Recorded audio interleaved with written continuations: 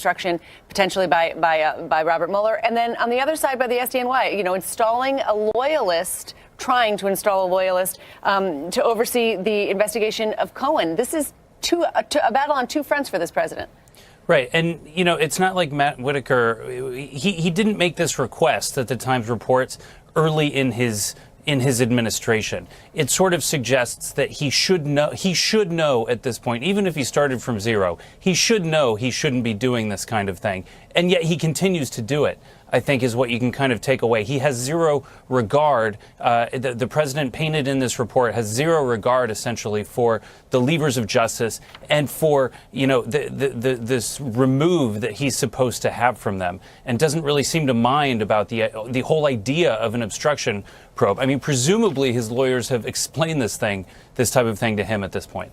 Well, people who defend the president, his allies, say that it's partly his style as a CEO to have his hands on everything, and that to some regard, he doesn't really know what he can and can't do as president. We'll table that discussion. But, Zach, I did want to ask you about another aspect of this article, because it gets into how Republicans have sort of molded this strategy to defend the president, specifically the House Freedom Caucus with Devin Nunes and Matt Gaetz. What do you see in that reporting that indicates to you that we may get from Republicans moving forward, let's say after the Mueller report is published? Well, I think they have a lot less leverage now that they don't control the House. They sort of have lost control of the investigation arm. They're sort of playing second fiddle, essentially, to Democrats now. So their role is probably less important, although they have really, they helped him out, essentially, by diverting while they did control. Now, we have to ask you about former acting FBI Director Andrew McCabe. He had a conversation with Anderson Cooper last night that raised some eyebrows. Listen to one of his statements.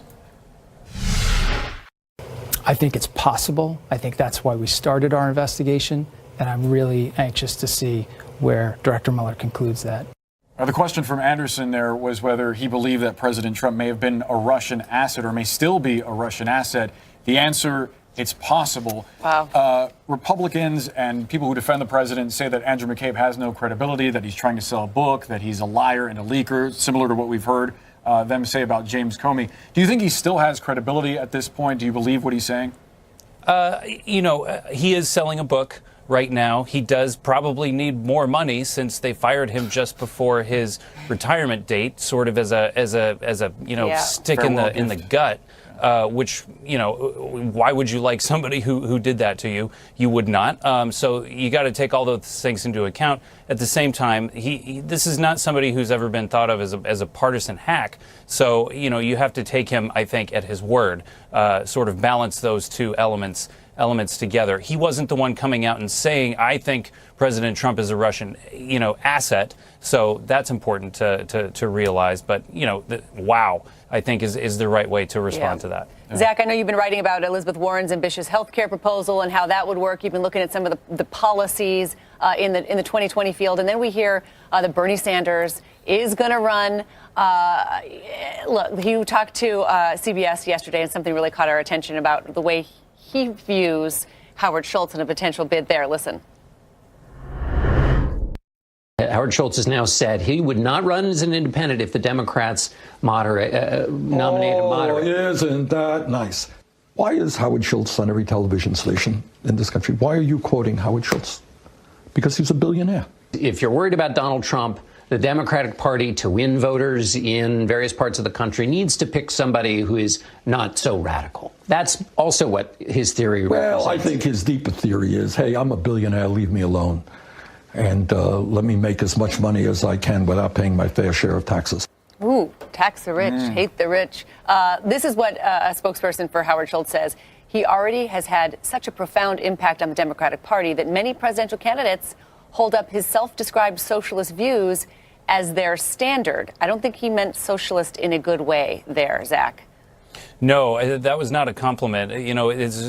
Bernie Sanders, not technically a member of the Democratic Party, running as a Democrat. Howard Schultz, longtime Democrat, left the party, so you can kind of see, where things are going there.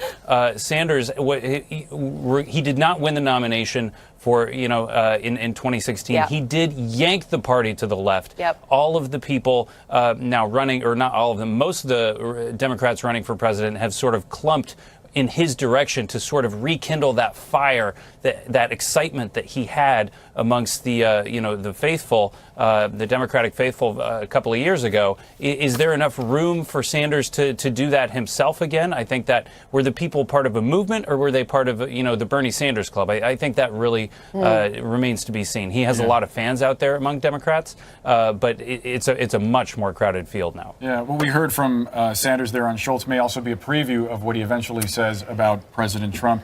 Zachary Wolf, we have to leave it there. Thank you so much. Get warm before it gets too cold. Thanks. Yep, wear your boots today, Washington, D.C., for a lot of reasons. All right, new overnight. Hackers thought to be linked to Russia's military targeting 2 American think tanks in Europe. Microsoft revealing Fancy Bear, the same group that allegedly hacked the DNC back in 2016. Fancy Bear tried to infiltrate the Aspen Institute and the German Marshall Fund of the United States between September and December last year. The company is not saying whether the hackers were successful. Roger Stone has been ordered to appear at a court hearing tomorrow after an Instagram post that seemed to threaten the judge overseeing his case. It featured this picture of Judge Amy Berman Jackson that we're blurring out. And if you look in the upper left-hand corner, those appear to be crosshairs, even though Roger Stone has denied that that's what they are. The post could jeopardize the lenient gag order she imposed, as well as his bail. Stone, whose motto is to never apologize, it's one of his famous rules, apologized officially to the court. He told CNN a volunteer made the initial post, and it was in no way a threat to the judge. Well, you heard us mention this just a moment ago. Half the country is in for ugly weather today. 2 systems merging into one, forming a powerful winter storm. It's packing a mixture of snow, sleet, and freezing rain, like you see in these live pictures from Des Moines. Christine, your old stomping grounds there. I know. My sister's a teacher in Des Moines, so be careful today. Yeah, you got to be hardy to live there. More than 150 million people from the plains in the Midwest to the Mid-Atlantic and Northeast are under some kind of weather advisory right now. Washington, D.C. and Baltimore are expected to take the brunt of the storm. Federal offices in the nation's capital are closed today. A live look at St. Paul, Minnesota. All Minnesota public schools are closed today. Schools also closed in Philadelphia. About 1,000 flights already canceled today, most of them in and around Washington, Chicago, and Philly. And another storm system is moving into California. It's expected to follow the exact same pattern for another round of punishment this weekend. Here's meteorologist Padram Javahiri.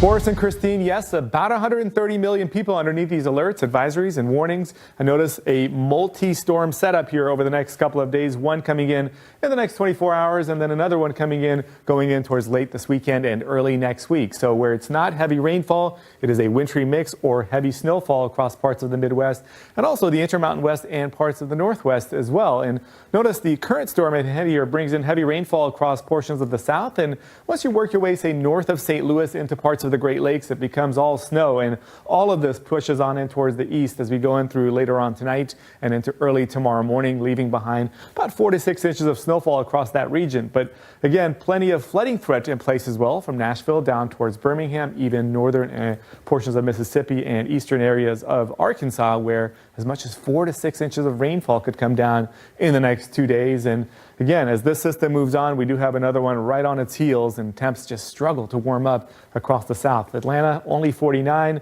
Charlotte, 41 degrees. And up in the Midwest, looking into the middle 30s. While this system exits, another one follows a similar track going in towards this upcoming weekend. Thanks, but no thanks, Padram. Southwest Airlines struggling with an operational emergency. An unusually high number of planes have been taken out of service because of mechanical issues. Hundreds of flights were canceled since last week because of it. On Tuesday, more than 40 Southwest planes had issues. That's more than double the average number. The airline says there's no common theme to the mechanical problems, but an all-hands-on-deck order implemented last week has now been extended for all Southwest mechanics. All right, a big bounce for Walmart. Why sales were up so much at the holidays and what it